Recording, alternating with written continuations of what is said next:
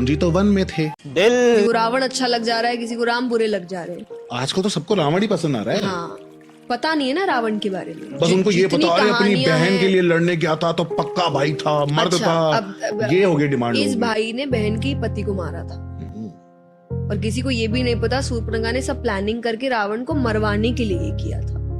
जब उन्होंने पहली बार श्री राम को देखा था वन में, क्योंकि वो उनके एरिया में थे शूर्पणखा के, उसने देखा, उन्होंने शक्ति देखी, वो समझ गई यही है जो इसको खत्म कर सकता है। इसलिए वो जानबूझ के उनके पास गई। फिर वो सारे कथाएं हुई, फिर वो अपने भाई के पास आई, फिर भाई को भड़काया कि उनके साथ जो पत्नी है वो अति सुंदर है, वो तो लंका की महारानी होनी चाहिए। तो वो एक तो बहन के कोई बदले के लिए गया नहीं था, उसे था अपने लंका को और शानदार बनाना।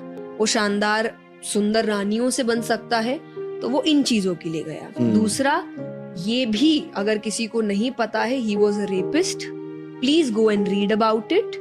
उन्होंने एक अप्सरा का बलात्कार किया था जिनसे उनको श्राप मिला था, जिससे लोग कहते हैं ना कि मुझे रावण जैसा व्यक्ति चाहिए जिसने सीता माँ को हाथ नहीं लगाया। हाँ, आजकल तो यही बोलते हैं ना, क्योंकि वो लगा नहीं सकता था। हाँ। उसको श्राप मिला था कि अगर बिना इच्छा से किसी भी स्त्री को छुआ तो उसके 100 टुकड़े हो जाएंगे। इसीलिए he tried his level best. उन्होंने राम जी का रूप भी लिया सीता माता के सामने कि वो उस बहकावे में आके अपने आप को समर्पित कर दे।